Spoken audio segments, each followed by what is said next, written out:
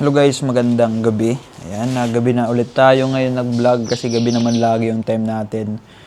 Ayan, thank you so much guys sa support and sa mga magsusupport pa lang, thank you in advance.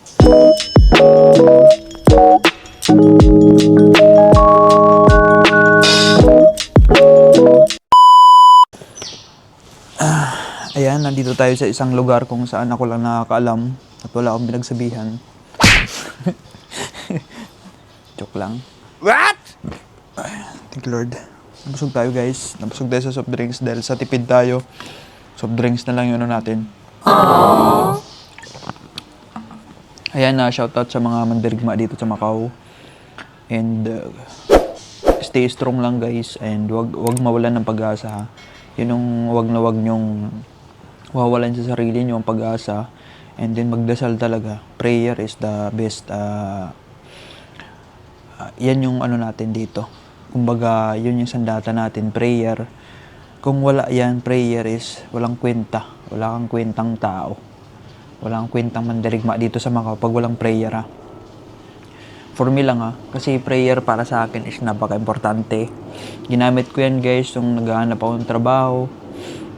Until din naman ngayon, ginagamit ko pa rin. And kaya nyo yan guys, kaya nyo yan. And wag tayo magpapa-scam guys ha. Ingat tayo lagi and then wag tayo magmadali. Duman tayo sa proseso. Kung magmamadali man tayo guys, duman tayo sa proseso. Hindi yung gagawin mo is ano ka naman agent yan dito sa Macau, agent daw. Mahirap yan guys yung may agent kasi mostly pag may agent ka is hindi ka na magagilap, hindi ka na aasa ka na lang sa kanya. And maubos na lang visa mo, wala nangyari. Diba? Ganon, mostly dito, ganon. Maasa. Sabi bibigyan ng quota, tapos wala pala. Paano ka bibigyan ng quota? Wala ka nga employer eh. Wala ka, hindi ka nga duman sa interview eh. Hindi ka man lang na interview. Hindi mo nga alam yung agency mo.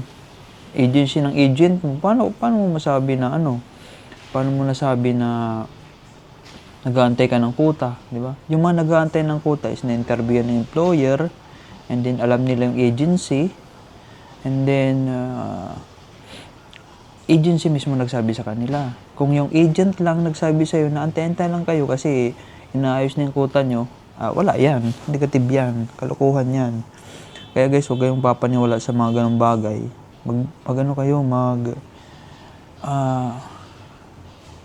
Dumaan kayo sa proseso, mag-apply kayo sa mga agency, sa mga establishment dito, pasa-pasa kayo ng CV. Hindi lang kayo dapat nakapokus sa mga agency. Yan lagi sinasabi ko sa inyo. Hindi kasi kayo nakikinig eh. Diba? Huwag kayong mag-focus sa agency na yan. And maraming ano dito na pwede basahan sa mga hotel. Yan, may mga, dyan sa mga reception, may mga dropbox yan. Di lang kasi kayo nagtatanong.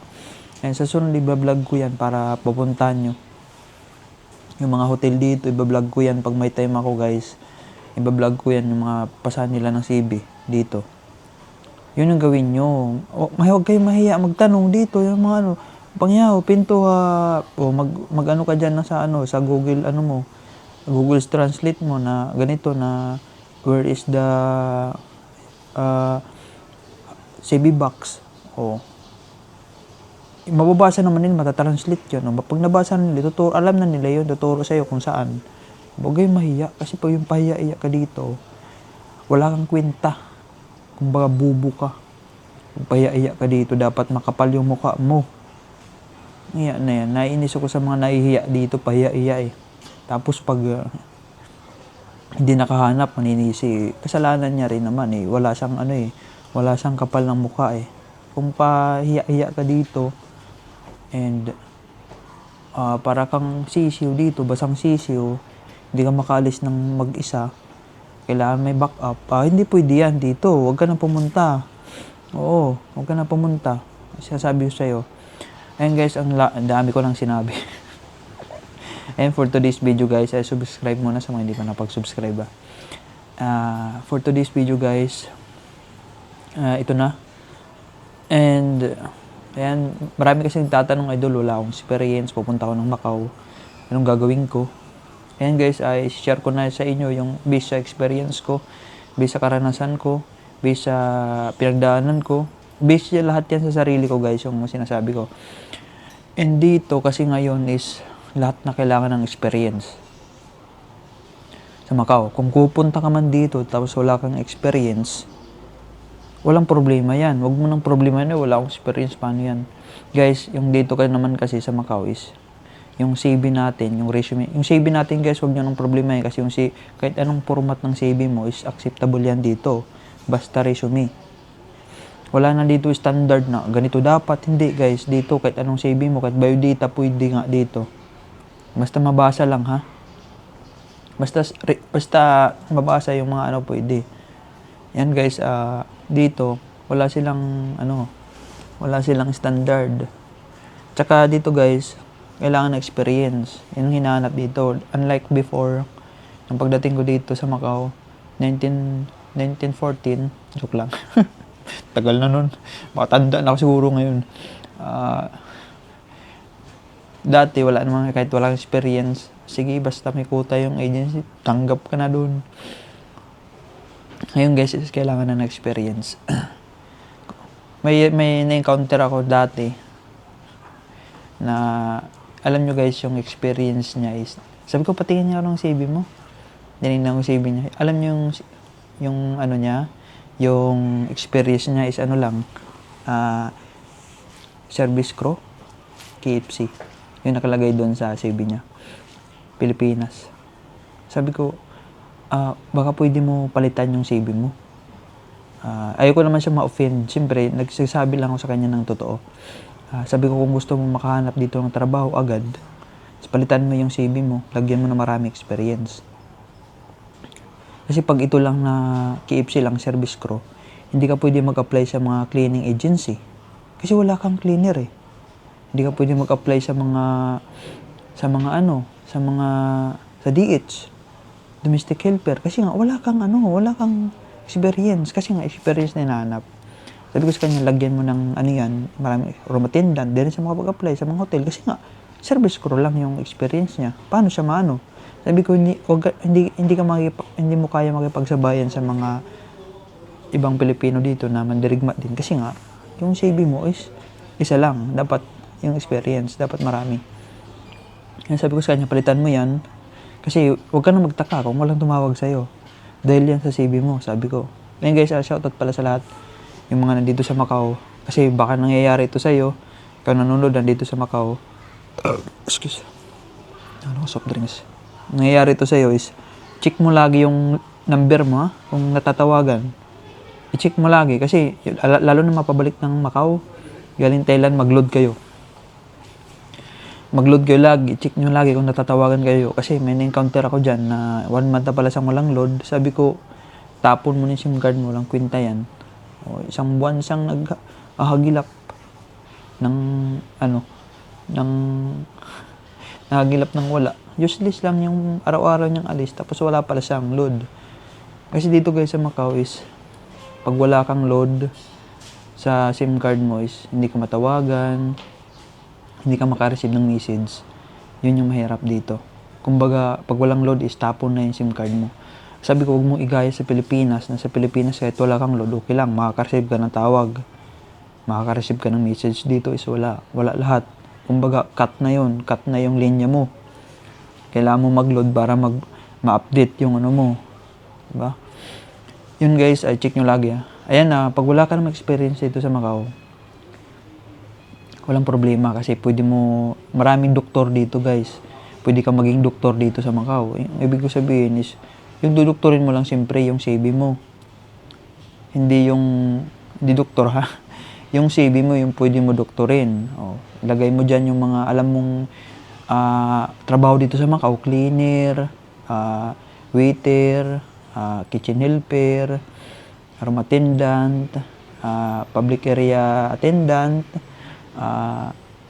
gardener, ano pa ba? Delivery, domestic helper, ano pa ba yung mga quota dito? Repacking, handyman, ano pa ba yung dito? Security yan, lady guard, mayroon din dito ha.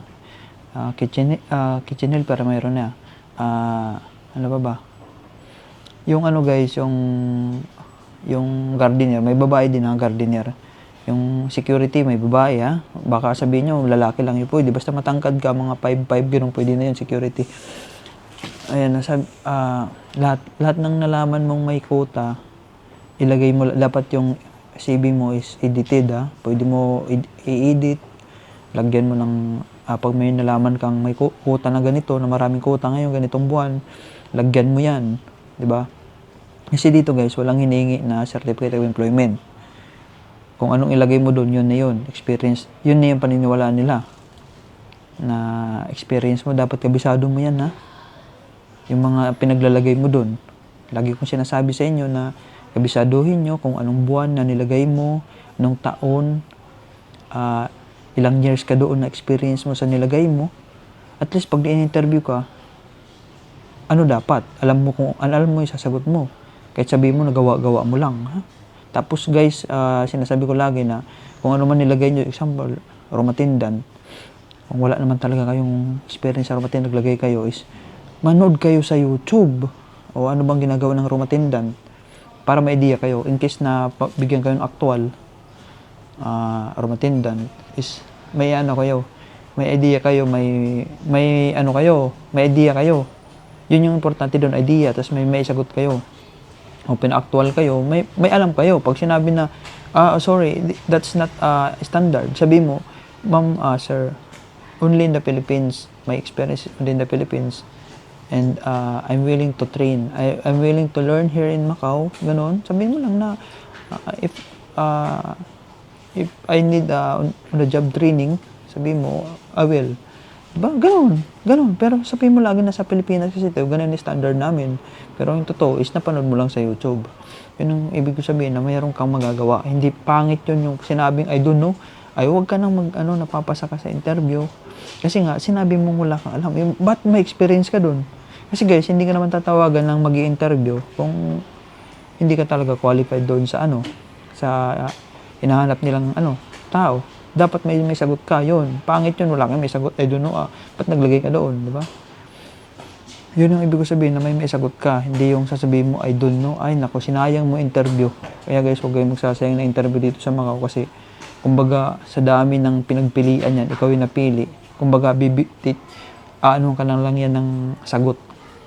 Kumbaga, gusto lang nila maano yung explanation mo about dyan sa trabaho. Ganun. Kasi dito sa Macau guys, hindi naman masyado sa interview. Wala lang first interview, second interview. Walang ganun. Isang interview lang. Tapos na. Pag pumasa ka na, okay na.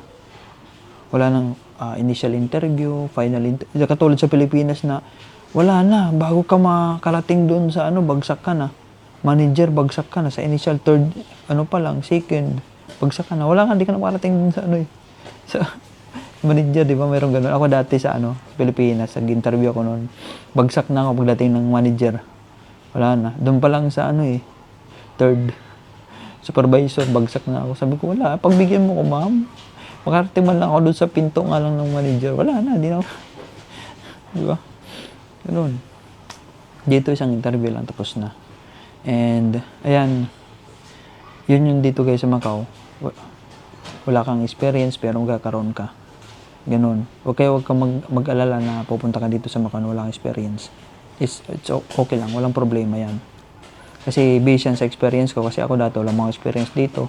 Dishwasher, delivery. Wala naman ako. Security ako sa Pilipinas. Cleaner. Security ako sa Pilipinas. Paano ko nagkaroon? Di ba? May idea lang ako. Nanood lang ako sa paano ginagawa. Ganun dapat guys. Ibig sabihin, at least may sagot ka. Importante lang doon, may sagot ka. Hindi yung anganga ka lang doon sa interview, wala kang kwenta. Diba? Tsaka pag may sample, may interview ka, cleaner, is doon ka mag-focus sa cleaner. Gabi pa lang, kasi may message ka naman niya, iti-text ka niyan, tomorrow you have interview, ganito, tatawagan ka, tomorrow you have interview, cleaner, ngayon pa lang, ka na, tingnan mo na kung yung cleaner mo na experience, kung ilang months ka doon, and then ano bang ginagawa ng cleaner. Manood ka na sa YouTube. Kung ano bang mga equipment na ginagamit sa cleaner. At least may alam ka doon. Ganun. Yun ang ibig sabihin. And, huwag kang mag-alala. Panoorin nyo guys yung mga vlog ko para magkaroon kayo ng idea about dito sa Macau. Kaya marami kasi nagtatanong sa akin, idol, wala akong experience. Ay nako, pag dito ka sa Macau, is damihan yung experience guys. Damihan nyo, hindi lang isa, dalawa. Kung pwede nga lang 5, 10, ilagay nyo. Ganun. Tsaka yung ano dito guys, paggawa ng resume nyo, is, wag na kayo maraming magpinagla-objective. Wag na kayo kahit nga wala ng objective. Diretso na experience. Personal info, tapos experience na agad. Ganun. Yung educational background mo, lagay mo na yun sa lagay mo na yun sa baba. Huli mo na yan. Wag nang yan eh. Parang, wala silang pakialam mo, graduate ka ng college, engineering ka, o education. Wala silang pakialam sa mo, educational background. Tinitingnan nila dito experience. Diba? Ganun. Yan, mga caregivers, kailangan yan ng certificate talaga. Pero the rest dyan, wala lang COE na hinahanap. Maliban lang si caregiver, kasi kailangan yan, caregiver. Dapat hindi mo doktorin yung caregiver, guys. Kasi, importante yan. Hindi mo pwede doktorin yan. Huwag kang magdodoktor ng caregiver, kasi yan, massage therapist, hindi pwede yan. Kasi, hindi mo pwede pikiin yan. Huwag kayong magpipiki ng caregiver tsaka massage therapist. Kasi, sa health yan, mamaya makadisgrasya ka, mali-mali pinagpipindot mo na, matay na pala yung pinindot mo. Ay, nako. Imbis na mapabuti ka, nakulong ka tuloy dito. Huwag kayong dyan, The rest na sinabi ko kanina na experience yun, pwede nyong, yun, pwede nyo pikiin sa CV nyo experience. Pero yung dalawa na yan, hindi pwede yan. Guys, binabalaan ko kayo, huwag nyo gagawin yan, Dapat may experience ka talagang totoo, certificate of employment, yun lang, wala dito, Hindi hinahanap yan, sa Pilipinas lang yan. Kiniklear ko lang, Pag mo yung naghanap sa inyo dito na Pilipino, scam yan. Kaya dyan sa mga Pilipino. Bibigyan ka ng trabaho, kalukuhan yan. Tapos manghihingi agad. Huwag kayong magpapaloko dyan, Yung sinasabi ko sa inyo guys lagi na pag may money involved, kahit magkano pa yan, mag-isip ka muna. Diba? Pag-isipan mo mabuti, huwag kayong basta-basta Yun lang guys. Huwag nyo problema, walang experience. Punta na kayo dito. Yun lang guys, thank you so much, and sana may natutunan kayo sa sinabi ko. And based yan sa experience ko. And hindi ko lang yan gawa-gawa. Sinishare ko lang sa inyo guys para may may idea dito sa mga. Yun lang guys, thank you so much, and I love you all.